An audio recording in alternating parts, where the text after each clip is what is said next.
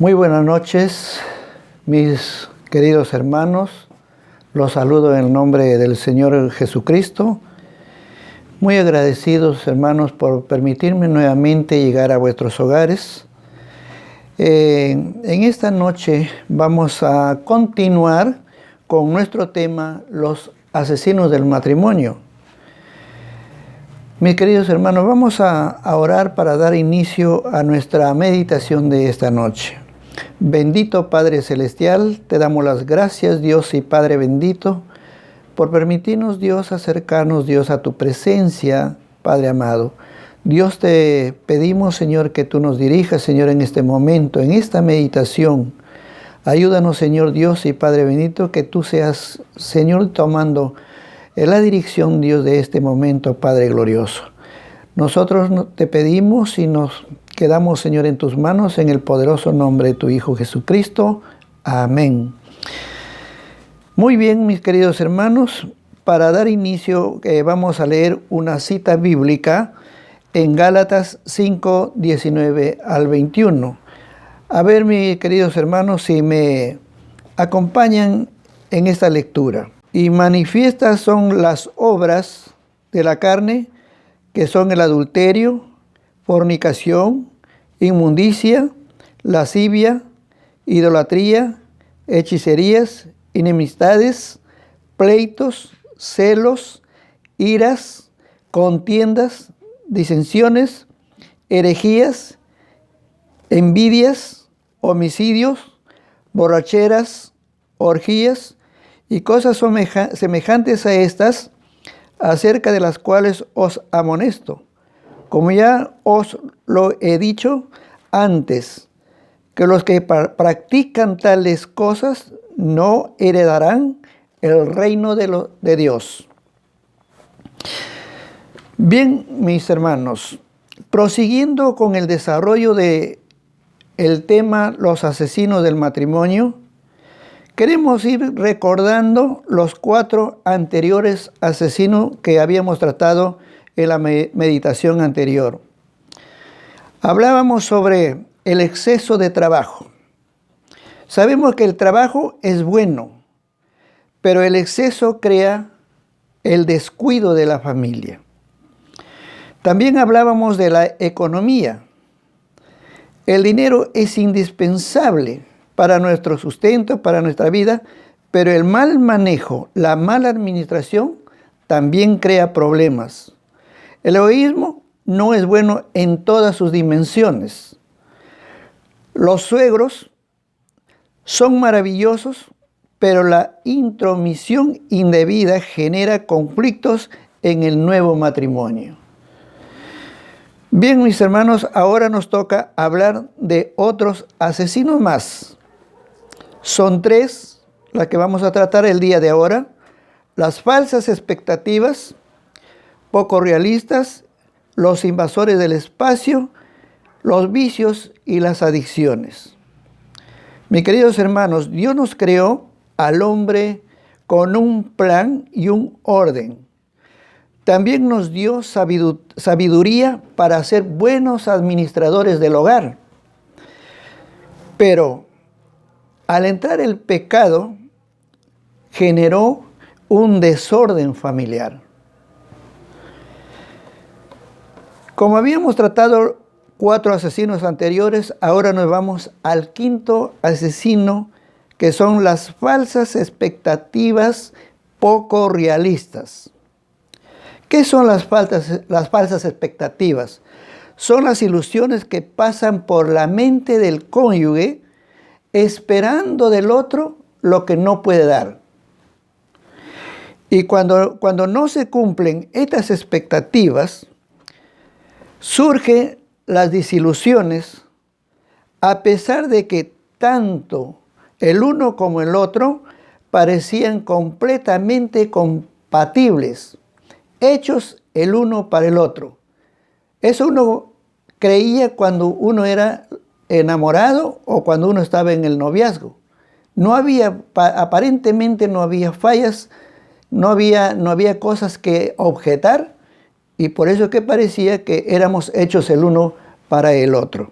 Muchas veces Las parejas inician su vida matrimonial con expectativas irreales, los mismos que pueden provocar graves problemas en el matrimonio.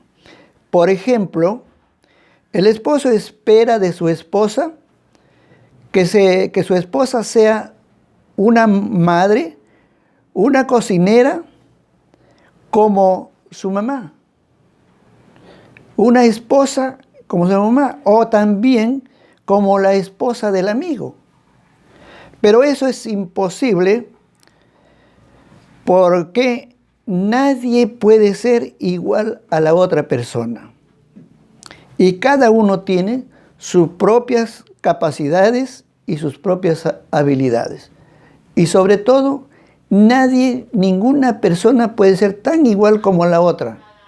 Ni siquiera dentro de la familia los hermanos pueden ser iguales. Y cada uno tenemos nuestras propias fallas. Casi todos fallamos. La esposa siempre espera, ¿no es cierto?, que su esposo le dé todo lo necesario, donde ella no tenga que enfrentar ninguna dificultad, ningún problema. Esto tampoco es posible, porque la vida matrimonial pasará por diferentes obstáculos. Como nos dice en Corintios 7:28, por ejemplo, si ustedes la pueden leer, pero yo estoy sacando una parte nomás de esto, dice, aquí en este versículo nos dice, si te casas, eso no es el problema, no es pecado, pero tendrán aflicciones, dice, de la carne, y Dios no quiere que tengamos esas aflicciones. Él quiere evitar todas esas cosas. Lo que nos está diciendo que en la vida matrimonial sí habrán problemas, sí habrán dificultades, sí habrán aflicciones. Tenemos que entender que para afrontar esas dificultades no es tarea de uno solo, sino de la pareja, en conjunto. Por eso es que uno no debe esperar del uno o del otro que dé algo que es imposible. Si queremos conseguir algo, tenemos que hacerlo los dos. Y cuando se presentan esas dificultades, esos problemas, entonces nosotros tenemos que enfrentarlo en pareja. El sexto asesino de la cual nosotros vamos a hablar también son de los invasores del espacio. No estamos hablando en este caso, por ejemplo, de los ovnis que nos invaden el espacio terrestre. Estamos hablando de los invasores matrimonial, que son aquellos que se entrometen o invaden la propiedad que no le corresponde. Para dar a entender, por ejemplo, lo que significa esta invasión. Por ejemplo, vamos a hablar de dos países. Estos países trabajaban juntos, un país con el otro, en coordinación, hacían sus intercambios, había amistad, todo. Pero ¿qué pasa si un país invade el territorio ajeno? ¿Qué va a suceder? Una guerra, un problema, un conflicto, hasta el odio. Entonces se rompe toda esa relación que había de país a país. Cuando hubo la independencia, por ejemplo, en el país, todos los países de Sudamérica se unieron en un solo sentido y trataron de lograr la independencia de los países de parte de acá de Sudamérica. Y la amistad era una sola, había la unidad. Pero cuando empezaron, por ejemplo, las invasiones, ¿no es cierto?, empezó a separarse, a dividirse y a no tenerse la confianza el uno. Eso mismo sucede muchas veces con el matrimonio.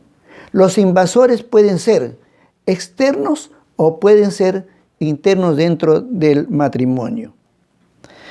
Por ejemplo, Dios creó al hombre y a la mujer en un matrimonio tranquilo, feliz y con una buena relación como pareja. Pero ¿qué sucedió? Satanás hizo su invasión dentro del matrimonio y creó la ruptura de esta buena relación que había la pareja. ¿Por qué? porque empezaron a culparse uno a otro cuando Dios vino a pedirles cuenta de lo que ellos habían hecho. Qué tremendo es esta situación, ¿no es cierto? Que aquí hubo un invasor externo al matrimonio. Por ejemplo, también, si la mujer quiere actuar como la cabeza de la familia, ¿no es cierto? O del hogar. Responsabilidad que le corresponde única y exclusivamente al esposo. Del mismo modo, el esposo que quiera también ocupar las responsabilidades que le corresponde a la mujer. En los dos puede haber una invasión de diferentes maneras. Puede ser, por ejemplo, también cuando rompen la tranquilidad o el descanso o algo que esté haciendo el uno o el otro, tanto la esposa como el esposo, y el otro interrumpa y no lo deje hacer lo que está haciendo, también está invadiendo un espacio realmente que le correspondía a la otra persona. En Efesios 5:23 nos va a decir, porque el marido es cabeza de la mujer, así como Cristo es cabeza de la iglesia, la cual es su cuerpo y Él es su Salvador. Está diciendo acá que el hombre es el que administra, el hombre es el que cuida, el hombre es el que toma la dirección, el hombre es el gerente, y el presidente del directorio, y la esposa es la gerente. Cuando el esposo no está, ¿quién asume esa responsabilidad? Entonces ahí sí el gerente, y en este caso es la esposa. De repente el esposo se va lejos, o de repente también el esposo abandonó a la esposa, o de repente también el esposo es un irresponsable, por ejemplo, un borracho, un drogadito o algo. Entonces, en esos casos sí, es la gerente la que tiene que asumir la responsabilidad de la administración de la casa, es la esposa. Cuando el esposo quiere también dar, por ejemplo, una orientación, por ejemplo, a la hija sobre las cosas íntimas de las mujeres, que esto sí le corresponde a la esposa, porque ella es la indicada para orientar en las cosas íntimas de su naturaleza como mujer. El esposo no tiene por qué invadir ahí. Entonces existe una multitud de invasores que pueden destruir muy fácilmente el matrimonio. Por ejemplo, como estos, los celos enfermizos. Los celos es un problema en la pareja. La falta de confianza también por la pareja. La autoestima que uno puede tener, la bajoestima que puede tener. La bajoestima que puede tener uno, por ejemplo. Se siente menos que el otro, se siente poca cosa, que puede ser por su propia idea que tiene o porque el otro le dijo no sirves nada, no vales para nada. Y lo va bajando, entonces empieza a tener una bajoestima y eso le genera inseguridad. Porque puede decir, soy poca cosa, no valgo nada, no sirvo para nada. Y entonces puede ser el hombre o la mujer. Y puede decir, un día me va a dejar. Se siente inseguro o insegura la persona. También las malas costumbres. Hay malas costumbres de uno del otro, que realmente generan en la otra un fastidio, un malestar. Todas estas cosas son parte de los invasores, ¿no? La mentira es otro problema. El mentiroso realmente llena, como dicen algunos, llena el costal de la otra persona. Llega un momento que ya no va a aguantar más por las continuas mentiras, el abuso. Hay personas, o esposo o esposa, que puede estar abusando de uno contra el otro, o también contra los hijos. Y esto va a hacer que la familia, el hogar, se vaya destruyendo poco a poco. Los que coqueteos exagerados, por ejemplo, también. No es correcto. Son un montón, y así por decirlo. Si nosotros seguimos enumerando y buscando estos invasores que pueden dañar, pueden ser los malos amigos, las malas amigas, etcétera, etcétera, que le van inculcando cosas para que, por ejemplo, a la mujer le puede decir, no te dejes, que él te mande, tú eres libre. O también al esposo le pueden decir, no seas saco largo, tú eres el hombre de la calle, la mujer es de su casa. Así que sigue para adelante tú, no te dejes, eres el macho. Y eso no es lo correcto. Si bien dice que él tiene la dirección, pero es para cuidar, para amar a su familia, para orientarlo, para guiarlo. Séptimo, el séptimo asesino son los vicios o adicciones que destruyen el hogar.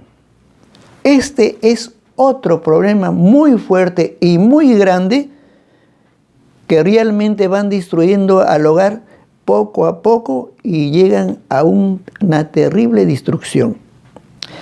Como dice la Biblia, son innumerables los desórdenes carnales, pero solo hablaremos de algunos.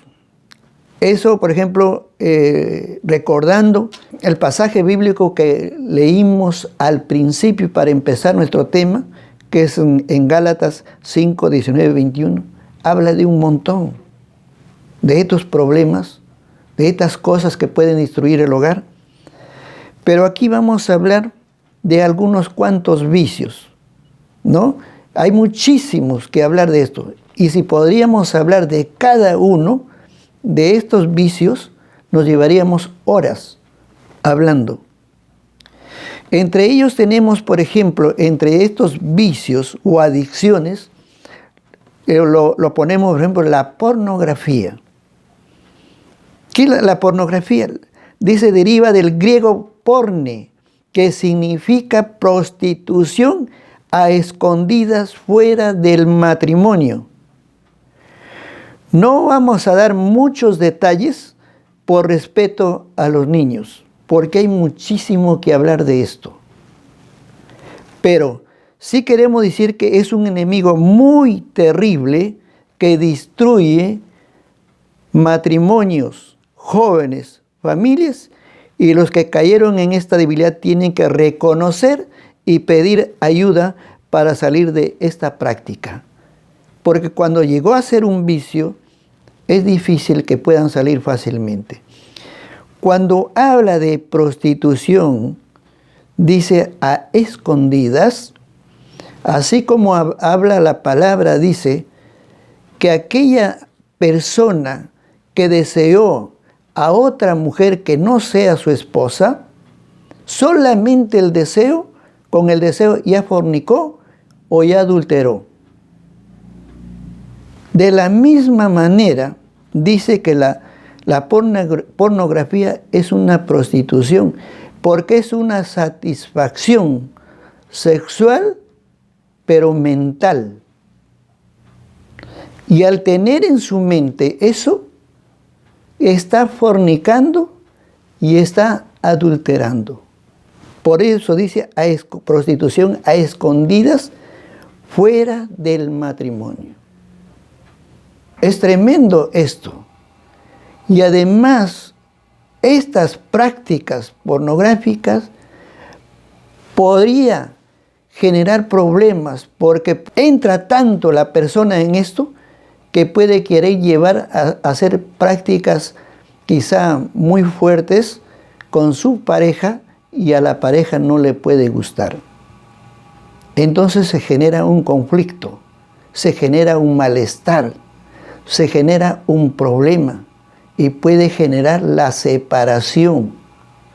Ha habido casos que han llegado a la consejería por este medio porque no han podido salir tan fácilmente. Otro vicio o otra adicción, tenemos los aparatitos esos celulares, que lo quiere tener desde el chiquito hasta el más viejo, hasta el más grande.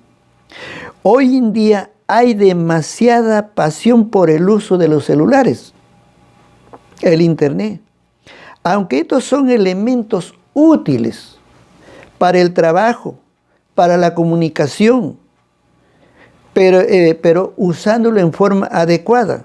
Pero el uso individuo trae consecuencias personales y familiares, porque estos aparatos se convierten en ataduras de las personas. Decía un comentarista que el celular es un medio que nos acerca con los que están lejos, pero nos aleja con los de la casa. Y eso es verdad, porque realmente ahora con esos aparatos podemos hablar al otro lado del mundo y nos podemos ver en tiempo real también, ¿no es cierto? Hasta podemos ver lo que están comiendo, porque a veces no pasan lo que están comiendo y nosotros lo vemos en ese instante que están comiendo.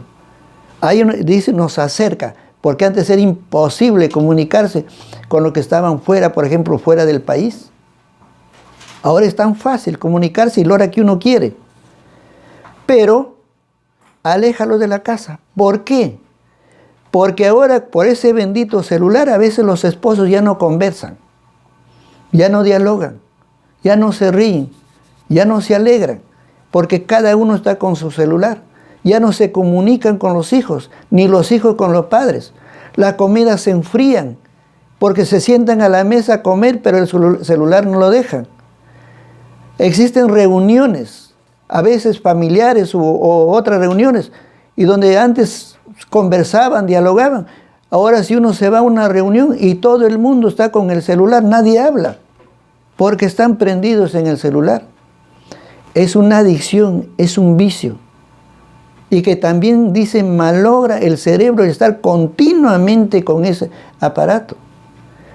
Hay un porcentaje elevadísimo en el mundo de niños obesos, porque los niños salían, corrían, jugaban fútbol, saltaban, jugaban al trompo, etcétera, etcétera. Ahora no, están sentados dentro de su casa, no quieren salir porque están con el celular todo el día.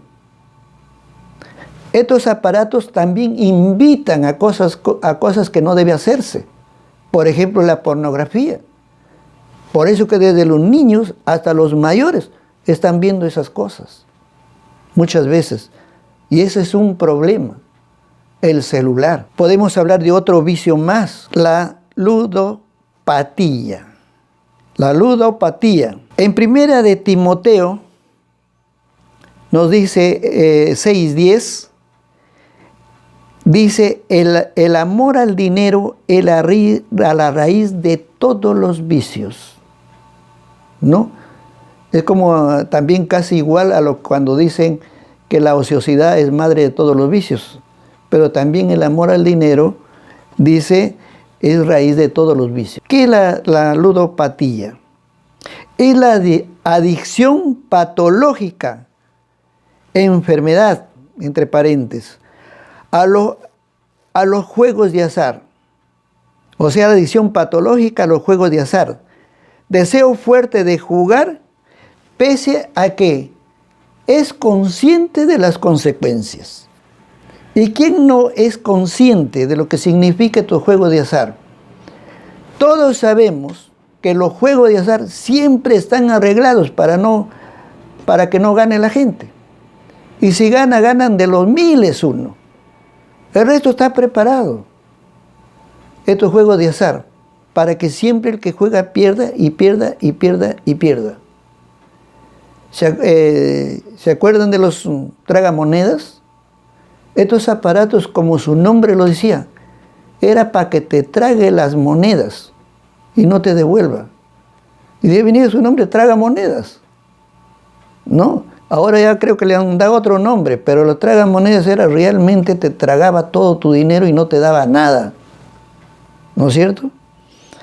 Lo que dice de esto, de la ludopatía, dice, es un trastorno psicológico que afecta diversos aspectos de la vida personal, familiar, laboral, social y económico.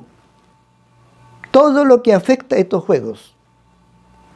Este vicio es casi similar, o diríamos igual a las drogas, ¿no es cierto? Es igual, pero se puede reconocer tan fácilmente. Por ejemplo, al drogadito, al que consume drogas, se puede conocer porque anda un poco desorientado. Si alguien tiene un familiar, mírelo, o alguna persona que esté en esto, mire, vas a ver cómo andan todo desorientado y con los ojos enrojecidos. Pero también los jugadores de azar, los jugadores, ¿no es cierto? También se le reconoce, ¿por qué? Porque es irritable, se enoja y grita fácilmente, es agresivo verbalmente. Además, es inquieto, no ve las horas de salir, está que se da vuelta porque quiere salir de casa rápidamente porque quiere ir a los juegos. Miente y miente, miente para todo con el fin de salir a jugar. También se presta dinero para él, pidiendo dinero a la familia, a los amigos, a los compañeros de trabajo, y nunca paga. Puede también tan fácilmente hasta empeñar su casa con el fin de jugar, de buscar dinero, creyendo que va a ganar y nunca gana. Lo da en garantía. Todos estos vicios pueden llevar a la ruina de familias. Igual que por ejemplo, el otro vicio que era el alcohol, las drogas. Dice, son elementos también totalmente nocivos y destructivos de los hogares. Esto es causa de problemas familiares y matrimoniales, porque reduce y afecta la economía del hogar totalmente. Por ejemplo, la droga puede arruinarte. Conozco casos que han sido hombres que ganaban dinero. Por ejemplo, conocí a uno que trabajaba en el banco. Vivía en un chalet, tenía por allá por Villacampa, en el Rima, un sitio muy bonito era. Tenía su casa, tenía sus muebles y todo, se dedicó a la droga. ¿No es cierto? Y posteriormente entró a la droga su esposa y finalmente sus hijos. Terminaron todo, vendieron su casa y se fueron a vivir en unas chozas por allá por Villa El Salvador. Del banco lo tuvieron que despedir porque era drogadicto. Arruinó a la familia. El alcohol, igual. ¿Quién no ha visto un borrachito por ahí, todo cochino en la calle, todo destruido? Realmente son cosas que arruinan con las familias. Para ir concluyendo, mis hermanos, para concluir en esta parte, vamos a leer Efesios 5 al 17. Dice: mirad pues con diligencia cómo andéis, no como necios, sino como sabios. ¿Qué es lo que está diciendo? Que debemos hablar como sabios, con diligencia, no como necios. Los necios arruinan esas cosas, sino tenemos que trabajar con sabiduría. En el 16 dice, aprovechando bien el tiempo, porque los días son malos. Mis queridos hermanos, realmente, dice, nosotros debemos aprovechar el tiempo y a tiempo, porque de los días vendrán días malos cuando ya no hay remedio. A veces podemos estar desaprovechando el tiempo en estas cosas, en los vicios, en cosas que no sirven, cuando deberíamos haciendo otra cosa que sea beneficioso para la familia. Por ejemplo, también podemos estar de repente dedicándonos a leer, a orar, a las cosas de Dios, en algo que sea bueno. En el 17 dice, por tanto, no seas insensatos, sino entendidos de cuál sea la buena voluntad de Dios. ¿Qué dice? Que actuemos con sensatez, con entendimiento, para nosotros conocer cuál es la voluntad de Dios. ¿Y cuál es la voluntad de Dios? Es que andemos bien, que no tengamos dificultades y problemas con estas cosas que nos pueden llevar a la ruina. Él no quiere que hagamos eso. La voluntad es que nosotros andemos como Él quiere que andemos. Entendamos bien que los enemigos, los asesinos del matrimonio están siempre listos para atacarnos. Por lo cual nosotros tenemos que tomar decisiones estratégicas y sabias para hacer frente a los ataques, poniendo ¿a quién? Al verdadero vencedor por delante, al comandante, al guerrero, que es el Dios Todopoderoso. Si Él está delante de nosotros, si Él camina delante de nosotros, Él es en primer lugar, está en la cabeza de la familia, no habrá nadie que nos pueda destruir. Pero si nosotros nos desviamos y queremos ir por el otro lado, buscando el amor de otras cosas como el dinero, por ejemplo, indebidamente vamos a terminar destruidos. Ocupemos nuestro tiempo en cosas provechosas, como leer la Biblia, orar, sirviendo, etcétera, etcétera, como dice el pasaje que hemos leído anteriormente. Viviendo, ¿con qué? Con sabiduría y con sensatez. Y no demos lugar a que estos asesinos destruyan nuestro matrimonio. Por eso siempre se dice, matrimonio unido en el Señor jamás será vencido por estos asesinos. Vamos a orar, mis queridos hermanos, para ir terminando nuestra meditación del día de ahora. Bendito Padre glorioso, Dios soberano, gracias Dios por tu palabra, Dios y Padre bendito, por tus consejos, por tus advertencias.